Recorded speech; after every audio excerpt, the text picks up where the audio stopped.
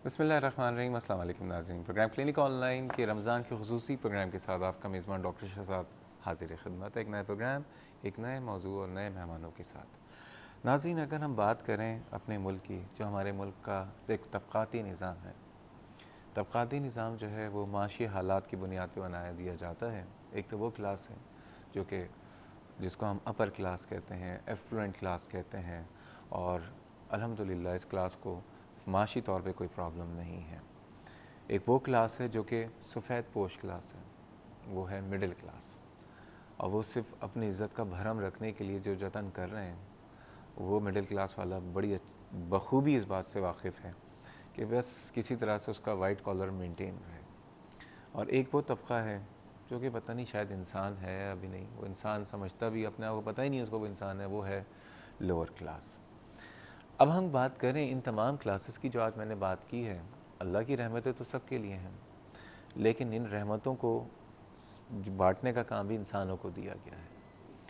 अगर हम निज़ाम सेहत की बात करते हैं, जो वो तबका जो कि अपर क्लास में है, जो कि रिच है, जो कि एफ्लुएंट है, अगर सेहत की बात करते हैं तो उनको, अगर ज़ाहिर बात है बीमारियाँ तो सबके साथ हैं, सब इंसान हैं, चाहे वो अपर से हो, चाहे वो मिडिल से हो, चाहे वो लोअर क्लास से हो।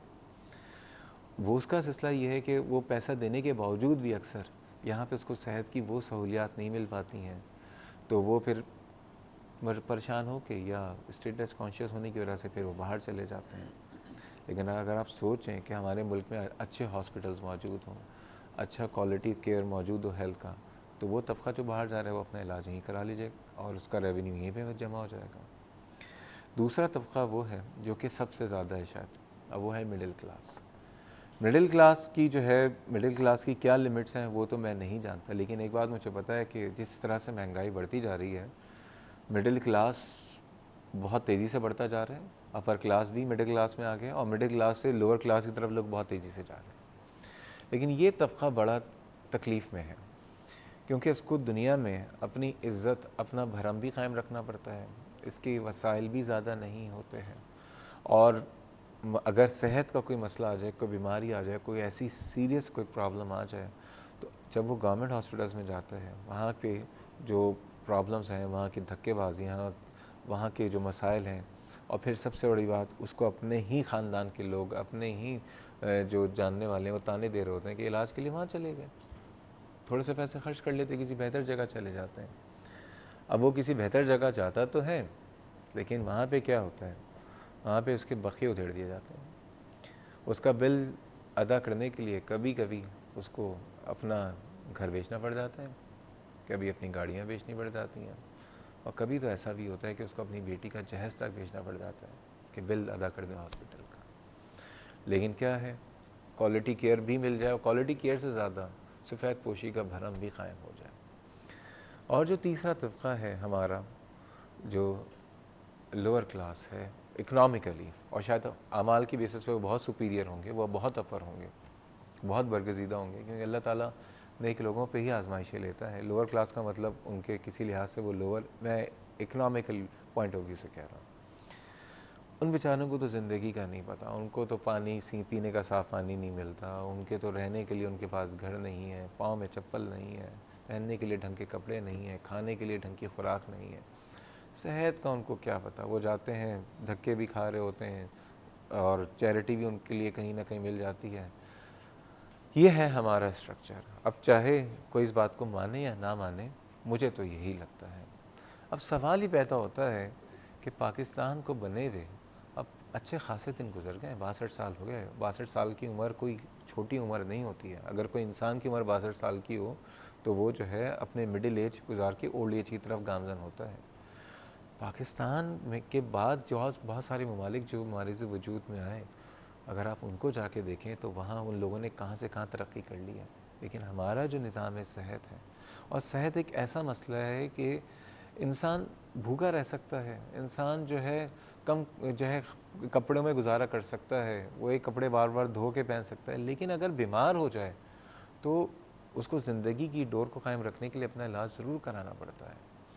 क्या करें, इसको कैसे बेहतर किया जाए? लोग परेशान हैं, बहुत तकलीफ़ में हैं। मैं जब से मीडिया में आया हूँ, यकीन कीजिए मैंने तो मोबाइल से मैं परेशान हो चुका हूँ अपने, क्योंकि हर दूसरा आदमी ये परेशान होता है कि इस हॉस्पिटल में गए इतना बिल बन गया है, या कहीं पे जाके आप सिफारिश कर दीजिए। और ये सिर्फ कराची नहीं, हैदराबाद नहीं, शिकारपुर नहीं, लाहौर नहीं, इस्लामाबाद नहीं, पिंडी नहीं, पूरे मुल्क के हालात यकसा हैं। इसको कैसे बेहतर किया जा सकता है, कुछ मशवरा आप दे दीजिए, और कुछ मशवरा आज मैं अपने मेहमानों से चाहूँगा। और कौन से इदारे हैं जो कि इस हेल्थ केयर स्ट्रक्चर पे जो बर्डन है उसको कम करने के लिए मैदान में आए हैं, उस पर भी बात करूँगा। और जैसा कि आपको पता है कि सारी बातें जो हैं इस वक्त रमज़ान के रोज़ों में बराह रास्त हो रही होती हैं। हमारा टाइम चेंज हुआ है, और आपके सवालात, आपके शुबों को शुबात और आपके फ़ीडबैक, आपके कीमती मशवरों का मैं मुतमन्नी हूँ, मैं इंतज़ार करूँगा। उसके लिए नंबर है 35305778 और 35305779। कराची से बाहर के व्यूअर्स नंबर डायल करने से पहले डायल करें 021। और आज के मेहमान से मैं तारुफ़ कराता हूँ। हमारे साथ दो मेहमान हैं, लेकिन हमारे एक मेहमान अभी मौजूद हैं। सबसे पहले मौजूद हैं इस प्रोग्राम की एक बहुत ही जानी पहचानी शख्सियत।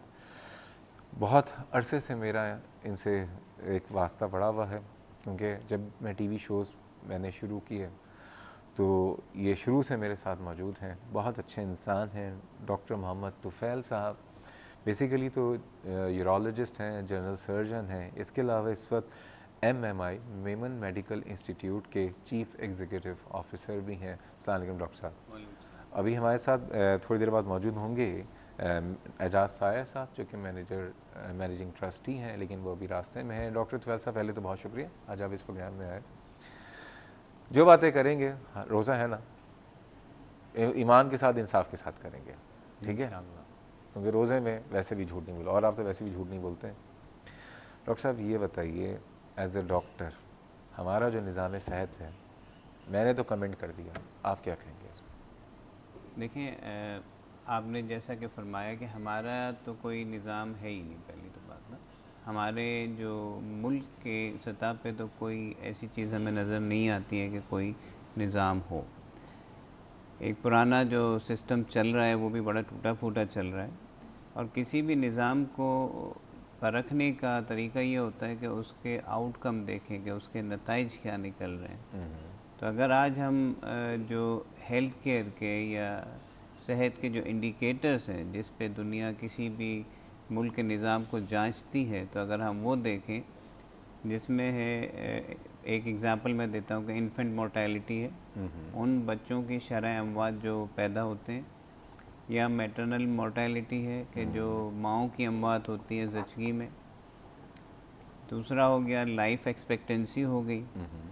और अगर हम ये देखें कि जैसे हम पहले भी बात कर रहे थे कि बर्डन ऑफ इन्फेक्शस डिजीज़, कि हमारे मुल्क में जो बीमारी की जितनी बीमारी है उसमें इन्फेक्शस डिजीज़, जिसमें हेपेटाइटिस भी आ जाता है, जिसमें टीबी भी आ जाता है, जिसमें मलेरिया भी आ जाता है, टाइफाइड भी आ जाता है, डायरिया आ जाता है। तो इनकी जो बर्डन है वो अब तकरीबन 90% तक है। डॉक्टर साहब यहाँ पे थोड़ी देर के लिए क़ताए कलामी होगी।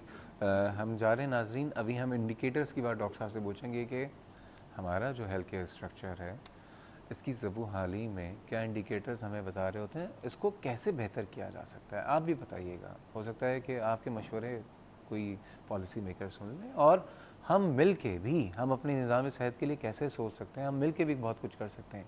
कैसे करेंगे, मज़ीद बातें करेंगे। जा रहे हैं छोटे से ब्रेक में, हमारे साथ रहिएगा।